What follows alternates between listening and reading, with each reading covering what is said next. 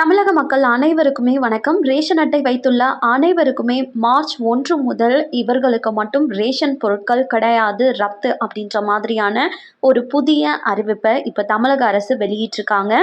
இதை பற்றின மேலும் விவரங்கள் தெரிஞ்சுக்க வீடியோ முழுமையாக பாருங்கள். அண்ட் நம்ம சேனலை ஃபர்ஸ்ட் டைம் பார்க்குறீங்கன்னா மறக்காமல் லைக் பண்ணி சப்ஸ்கிரைப் பண்ணிக்கோங்க. அப்போ தான் நம்ம போடக்கூடிய வீடியோஸ் அனைத்தும் உடனுக்குடனே நோட்டிஃபிகேஷனாக வந்து சேரும். இப்போ வாங்க வீடியோக்குள்ளே போயிடலாம். மத்திய மற்றும் மாநில அரசுகள் ரேஷன் விநியோக முறையில் வெளிப்படை தன்மையை கொண்டு வருவதற்காக 2026ஆம் ஆண்டிற்கான புதிய விதிகளை அறிவித்துள்ளது. தகுதியற்ற பயனாளிகளை நீக்கிவிட்டு உண்மையான ஏழை எளிய மக்களுக்கு பலன்கள் சென்றடைவதை உறுதி செய்ய ஏப்ரல் 1, 2026 முதல் கடுமையான விதிகள் அமல்படுத்தப்பட உள்ளன. தற்போது மார்ச் 1ஆம் தேதி முதல் ரேஷன் பொருட்கள் வழங்கப்படுவது நிறுத்தப்படவும் வாய்ப்புள்ளது. அதன்படி புதிய விதிகளின்படி குடும்பத்தில் யாராவது வருமான வரி செலுத்துபவராக இருந்தாலோ அல்லது 4 சக்கர வாகனம் வைத்திருந்தாலோ அவர்களின் ரேஷன் கார்டு ரத்து செய்யப்படும்.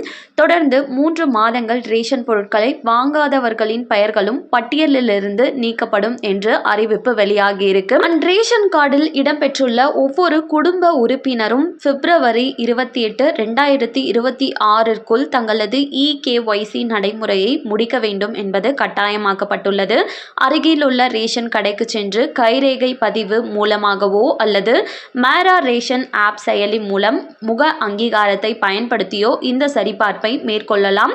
நிர்ணயிக்கப்பட்ட காலக்கெடுவுக்குள் KYC செய்ய தவறினால் மார்ச் 1 முதல் ரேஷன் பொருட்கள் வழங்கப்படுவது நிறுத்தப்பட வாய்ப்புள்ளது. இந்த அறிவிப்பு ரேஷன் அட்டை வைத்துள்ள ஒவ்வொரு மெம்பர்ஸுமே அந்த ரேஷன் அட்டையில் இருக்கக்கூடிய ஒவ்வொரு நபர்களுமே அங்கே EKYCயை கம்பல்சரி கட்டாயமாக கம்ப்ளீட் பண்ணியிருக்கணும் அப்படின்றத நம்ம மத்திய அரசும் சரி மாநில அரசுமே அறிவுறுத்தி இருக்காங்க.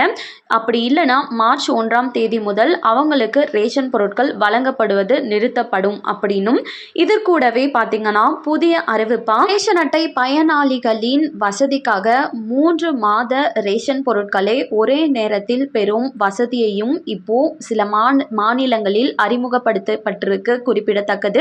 இது மட்டும் இல்லாமல் ரேஷன் பொருட்களை நம்ம ATM மூலமாக எடுக்கிறதுக்கான அந்த ஒரு அப்டேட்டும் வெளியாகிருக்கு.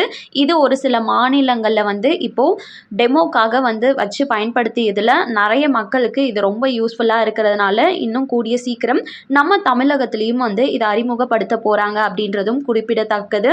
கண்டிப்பாக இந்த அறிவிப்பு அனைவருக்குமே பயனுள்ளதாக இருக்கும் அப்படின்னு நம்புகிறேன். மேலும் இது போல் அரசாங்கம் அறிவிக்கிற அனைத்து உண்மை அப்டேட்களையும் உடனுக்குடனே தெரிஞ்சுக்க நம்ம சேனலை சப்ஸ்கிரைப் பண்ணிவிடுங்க. வீடியோ பயனுள்ளதாக இருந்ததுன்னா மறக்காமல் ஒரு லைக் பட்டனையும் தட்டி விட்டுருங்க. அண்ட் தேங்க்யூ ஃபார் வாட்சிங்.